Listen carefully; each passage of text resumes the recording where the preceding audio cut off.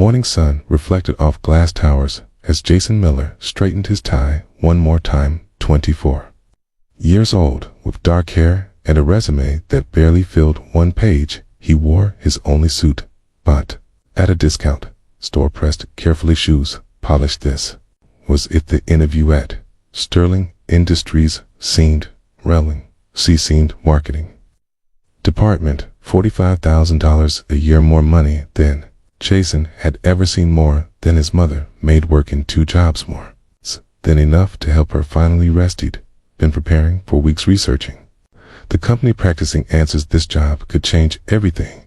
The interview was at 9 a.m. Jason left early, took the subway, arrived at 8:30, plenty of time. He walked toward the building, Sterling Tower, 50 stories, glass, and still intimidating beautiful. Then he heard it crying. A little girl, maybe 6 years old, sat on the sidewalk 2 blocks from the tower. She wore a school uniform, backpack beside her, face buried in her hand, sobbing. Jason slowed, looked at his watch. 8:35, 25 minutes, plenty of time, but something made him stop. Hey, are you okay?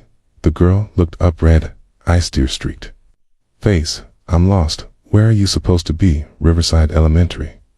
My driver dropped me at the wrong corner. I don't know how to get there. Jason knew Riverside, 15 blocks away. Do you have a phone? I can call someone. Daddy took it away? 'Cause I was playing games in class. Okay. Jason checked his watch again. 8:37. He could call the school. Let them handle it, still make his interview. But the girl was crying, scared. 6 years old. What's your name? Sophie. I'm Jason. Listen, Sophie, I know where your school is. I can walk you there, but I have something really important. At 9 o'clock, he made a decision. Come on, let's go quickly. They walked fast. Jason kept checking his watch. Why? Wick. Sophie couldn't keep up. I'm sorry, I'm trying. It's okay. Jason slowed down. What was he doing? This interview could change his life, his mother's life, but he couldn't leave. 6-year lows and crying. They reached the school. 8:582 minutes. Jason ran to the office. I found her outside. She was lost. The secretary gasped. Sophie Sterling. We've been looking everywhere. Her father is very important. Very worried. She's safe now. Jason turned to leave, had to run, maybe still make it. Wait, the secretary called. We need your information. It's for our report. I really have to go. It'll just take a minute. It took 5 minutes. Forms, questions, contact information. By the time Jason left, it was 9:07. He ran full sprinting, his only suit wet, pouring lungs, burning. Reached Sterling Tower 9:15, rushed to reception. I have an interview. Jason Miller, 9 o'clock, with Ms. Chen, the receptionist. Checked, you're 15 minutes late. I know, I'm sorry, there was an emergency. Little girl was lost. I had to help her. One moment, the receptionist called, spoke, quietly hung up. I'm sorry, Mr. Miller. Miss Chen has moved on to other candidates. Please, I can explain. The decision is final. We value punctuality at Sterling Industries. But there was a child. She was 6, lost and crying. I couldn't just leave her. I understand. The receptionist's face was sympathetic, but Ms. Chen was very clear. The position has been filled. Jason felt everything crashing down. Months of preparation. His one chance gone because he stopped for a lost girl. Loud seat. Jason sat on a bench, called his mother. I didn't get it. Oh honey, I'm sorry. What happened? He told her about Sophia, about being loud, about losing everything. You did the right thing. His mother said, the right thing doesn't pay rent, Mom. It doesn't help you stop working 2 jobs. I know, baby, but you helped a child that matters more, does it? Jason felt bitter because I don't think it does. He went home to his mother's apartment where he'd been living since graduating. Sent out more resumes. Heard nothing stays past than a week. Jason got a job at a coffee shop, minimum wage, making lattes for people who had what he'd lost. 2 weeks after the interview, a woman entered the shop, professional, expensive suit. She looked familiar. Jason Miller. Yes, I'm Catherine Sterling, CEO of Sterling Industries. Jason felt cold. I wanted to thank you personally for what you did for my daughter, your daughter Sophie. She's my daughter. The morning you found her was the worst morning of my life. Catherine's voice thick. Her driver dropped her at the wrong corner. I was in an early meeting. Didn't realize until the school called, said she hadn't arrived. I panicked, searched, called police. Then the school called back, said a young man had walked her there. Made sure she was safe. You saved her and you were late to your interview because of it, Jason. Nodded. I tried to explain. I know the receptionist told me. After I looked into it, found out you lost the position because you were 15 minutes late. Helping my daughter Catherine, handed him papers. I'm offering you a different position, executive assistant to me directly, $65,000 a year, plus benefits. What you showed character, Jason. Stared that morning you had an interview that could change your life. You were on time, prepared. Then you saw a child who needed help. You chose her over your future.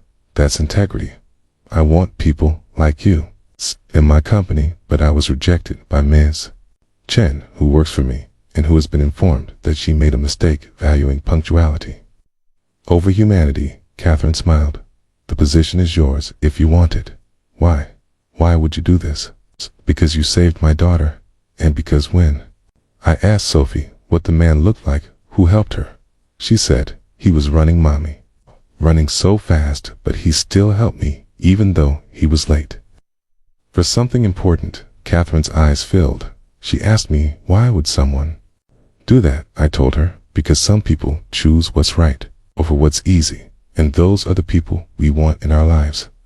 Jason started his new job the following Monday, executive assistant to the CEO, working directly with Catherine Sterling, learning the business growing during 6 months later.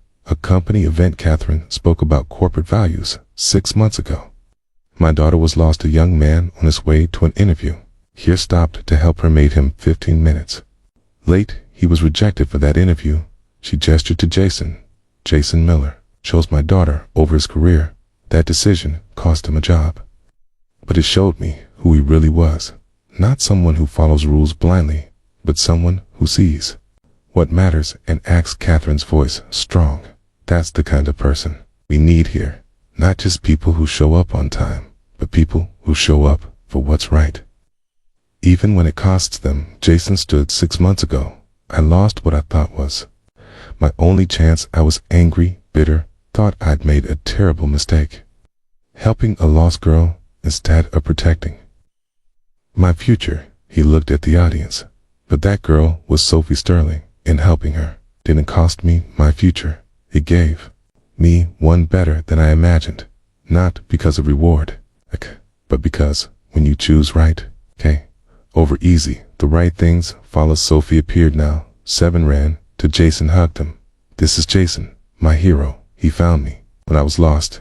Years later, Jason became vice president of operations, Protego, her eventual successor.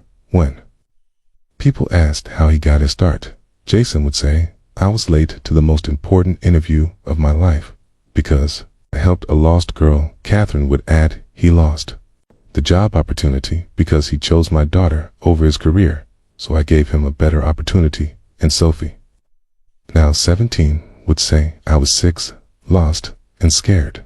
A man running late stopped to help me, lost his interview because of it. Mom hired him anyway, because that's what you do when someone chooses right over easy. You give them everything they deserve.